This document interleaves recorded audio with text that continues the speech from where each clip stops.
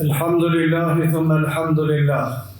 الحمد لله نحمده ونستعينه ونستغفره ونعوذ بالله من شرور أنفسنا ومن سيئات أعمالنا. إنه من يهده الله فلا مضل له ومن يضلله فلا هادي له. أشهد أن لا إله إلا الله وحده لا شريك له وأشهد أن محمدا عبد الله ورسوله وصفيه من خلقه وخليله. أدى الأمانة ونصح الأمة فكشف الله به الغمة وجاهد في الله حق جهاده حتى أتاه اليقين. فصلوات الله وسلامه عليه ومن تبعه بإحسان إلى يوم الدين. يا أيها الذين آمنوا اتقوا الله حق تقاته ولا تموتن إلا وأنتم مسلمون. يا أيها الناس اتقوا ربكم الذي خلقكم من نفس واحدة وخلق منها زوجها وبث منهما رجالا كثيرا ونساء واتقوا الله الذي تساءلون به والأرحام إن الله كان عليكم رقيبا. يا أيها الذين آمنوا اتقوا الله وقولوا قولا سديدا يصلح لكم أعمالكم ويغفر لكم ذنوبكم ومن يطع الله ورسوله فقد فاز فوزا عظيما. أما بعد فإن أصدق الحديث كتاب الله وخير الهدي هدي محمد صلى الله عليه وسلم وشر الأمور محدثاتها وكل محدثة بدعة وكل بدعة ضلالة. Të besimtar, falënderimi takon Allahu subhanahu wa ta'ala. Mëshira Allah që mbi pejgamberin tonë Muhammedin sallallahu alaihi wasallam, mbi shokët e tij dhe mbi të gjithë muslimanët. Për çështjeve më të rëndësishme të cilat duhet me i shfrytëzue besimtarin në veçanti në jetën e kësaj bote është koha. Për shkak se Allahu subhanahu wa taala ka bërë të tillë kohën, shkak sebeb që njerëzit besimtarët nëpërmes saj ta fitojnë jetën e kësaj bote dhe jetën e botës tjetër. Gjithsesi prej neve kemi detyrime për këtë jetë, nga sa Allahu subhanahu wa taala ka thënë në Kur'an: "Wa la tansa nasibaka min ad-dunya." Mos i lëni mrapa dore obligimet, çështjet të cilat i keni për jetën e kësaj bote. Wa lal-akhiratu khair, porse jeta e ahiretit është më e mirë dhe angazhimi për jetën e ahiretit është më parsor dhe më obligativ se sa angazhimi për jetën e kësaj bote. Angazhimi për jetën e kësaj bote është i domosdoshëm vetëm për çështjet të cilat janë jetike, por të tjerat nuk është e domosdoshme. Kurse angazhimi për ahiret është i domosdoshëm në të gjitha çështjet në të cilat Allahu subhanahu wa taala dhe pejgamberi sallallahu alaihi wasallam kanë urdhëruar. Allahu subhanahu wa taala është betuar në kohën dhe sipas komentatorëve të Kur'anit në të gjitha pjesët e natës edhe të ditës në ajete të ndryshme dhe të veçanta.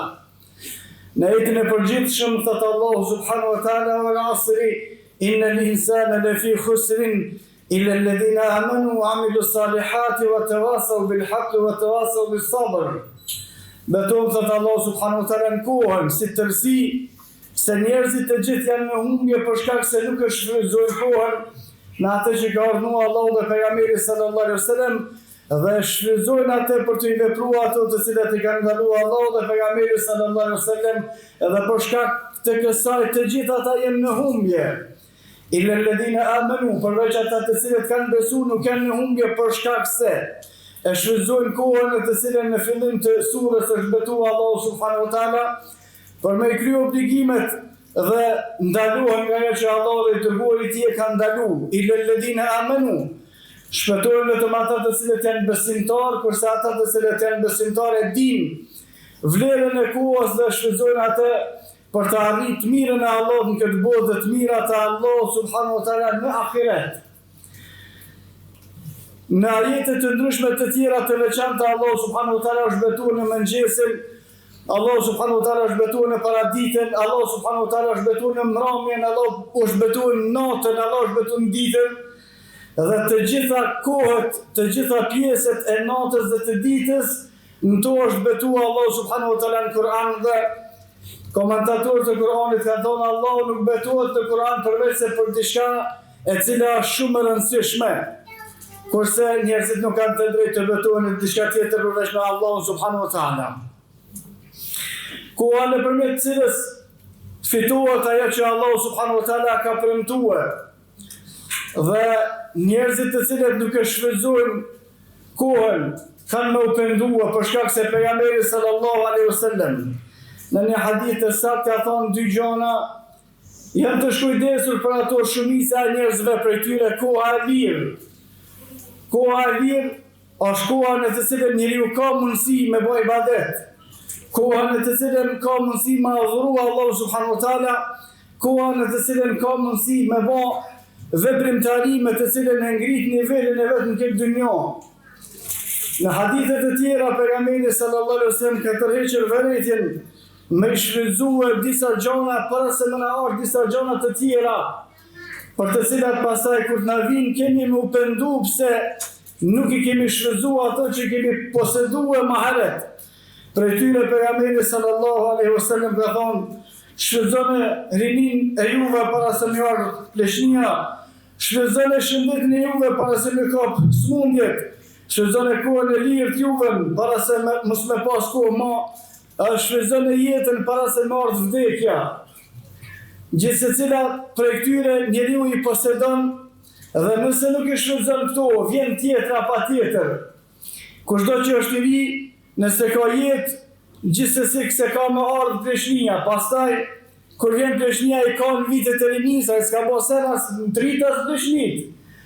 Por, kushdo që është i interesuar në atë që ka thonë Allah dhe pejgamberi sallallahu alaihi wasallam, ta shfrytëzon rinin në mënyrë që kur vjen koha që ka kaluar ajo nuk të ndohet, nga se është transmetuar në disa raste nga shokët e pejgamberit sallallahu alaihi wasallam, të cilët thonin sikur sot jetë e gjeni për mu, nuk kam diçka që mjet marak se kam shfrytëzuar.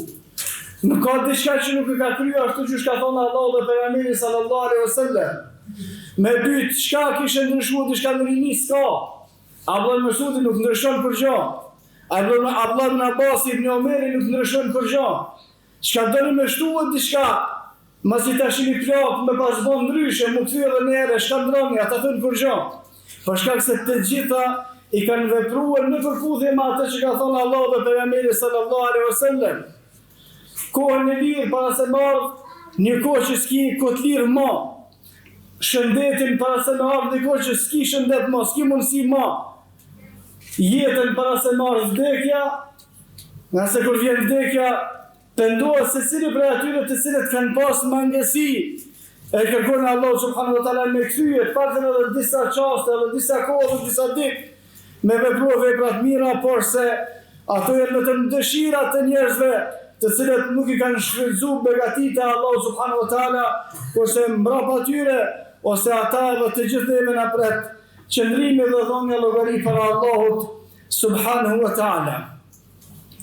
Në një hadith tjetër të saktë që kanë transmetuar Imam Buhariu dhe Imam Muslimi, gjithsesi prej tyre në sahihet e tyre, e transmeton edhe Imam Tirmidhiu dhe transmetues të tjerë të hadithit, pejgamberi sallallahu alaihi wasallam ka thonë, nuk ka më bë kiameti derisa koha të ngushtohet, derisa koha të ecë shpejt. Një vit ka thonë pejgamberi sallallahu alaihi wasallam do të jetë i barabartë me një muaj do të jetë sikur që është një javë do të jetë sikur që është një ditë do të jetë sikur që është një orë, një moment, kurse një orë do të jetë sikur që janë disa lëvizje vetëm të dorës së njeriut. Komentatorët e hadithit për tyre Imam Neveviu dhe Ibn Hajar, Allah subhanahu wa taala i pasmëshiruar të dytë, thotë kjo komenti i parë i këtij hadithi është se kohën në këtë kohë para se marrë dita e Kiametit do të jetë kohë pa bereqet.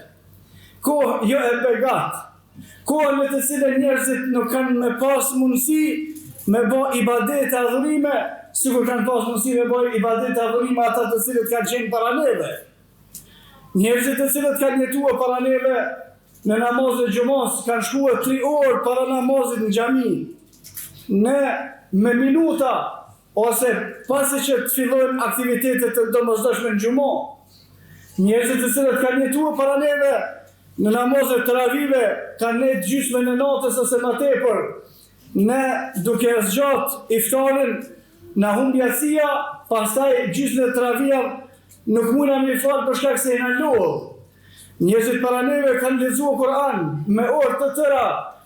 Na kena kohë me pa gjonat paransishme, për mos më thonë gjonat cilat janë haram, kurse nuk ka fuqi as gatishmëri gati se kërkush për muslimanëve përveç ata të cilët i ka mëshiruar Allahu subhanahu wa taala që në kohë kaq gjatë, prej 90 minutave sikur të jenë 2 pjesë futbollit ose sikur të jetë një serial prej 50 minutave në një orë, cili prej neve bën një kohë tillë në ibadet, namaz. Sot cili prej neve herën e fundit ka lexuar 120 minuta Kur'an pa lëviz? Cili e ka bën ndeshjen e vazhdime? Cili prej neve ka bën namaz 1 orë pa ndërpremje? Cili e ka quajtur 1 orë të lëviz? Gjonat kota edhe shumica për tyve në haram. Kjo është komenti i parë të cilin e ka dhënë Imam Nevaviu. Është kohë e pa begat, është kohë e pa bereqet. Njerëzit në këtë rast jemi të folur për besimtarët, kohën e tyre nuk kanë hapësinë të mjaftueshme, as nuk kanë aktivitete më i madh me të cilat i bojnë ibadet madhrim Allahu subhanahu wa taala.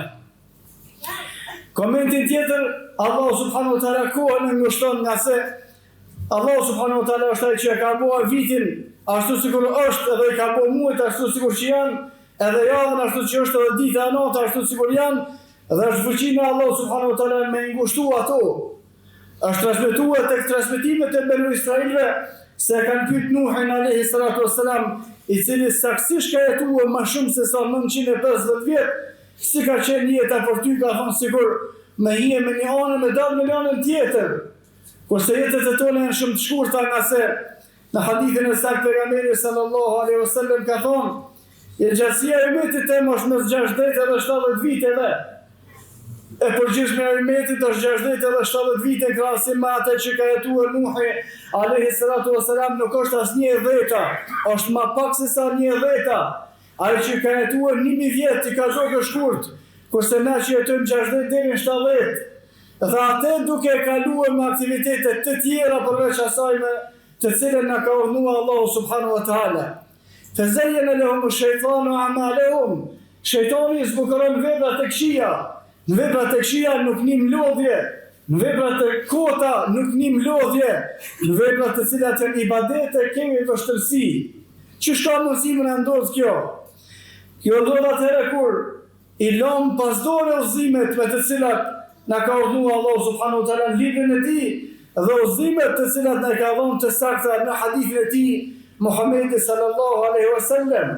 Nëse në hadithin e saktë pejgamberi sallallahu alaihi wasallam ka thonë, ja kom lënë librin e Allahut dhe sunetin tim, nëse kapeni pas tyre, nëse udhëzoheni pas tyre, nëse udhëhiqeni sipas asaj që Allahu ka thonë librin e tij dhe pejgamberi sallallahu alaihi wasallam në hadith, nuk keni me devijuar kurrë. Nuk keni me devijuar as për çështjet e kësaj bote, nuk keni me devijuar as për çështjet e ahiretit. Wa man yurid thawaba ad-dunya nu'tihi minha, wa man yurid thawaba al-akhirati nu'tihi minha. Kushdo që i shfrytëzon i kërkon të mirat e Allahut për dunjën sipas rregullave ka më i marr, dhe kushdo që i kërkon të mirat e Allahut subhanahu wa taala në ahiret sipas rregullave ka më i marr, ose nejzi shakirin, Allahu subhanahu wa taala ka më i shpërblye ata të cilët e madhrojnë dhe i bojnë ibadet Allahu subhanahu wa taala. Atëherë ne të kujtojmë se cili prej neve se sa ka qenë shpejt xhumoja kaluar deri në këtë xhumo. Sa ka qenë shpejt Ramazani kaluar deri në Ramazanin që vjen. Sa ka qenë shpejt viti që kaluar deri në vitin që vjen. Sa kalon shpejt dita dhe nata që e shihni se cili për juve e shohni, se cili për neve, sa shpejt kalon koha, tjeta jem një orë ose më shumë ose më pak, dhe gjithë se cila kohë që kalon në afron neve me takimin me Allahun subhanahu wa taala, thumma turaddu ila alimil ghaibi wa shahada, سينبئكم بما كنتم تعملون. Pastaj ne kemi me vdekje më kthyte Allahu jon, I cili din msheftat e tona dhe dukshmet, dhe ka më na mon pyetje për ato të cilat I kemi vepruar.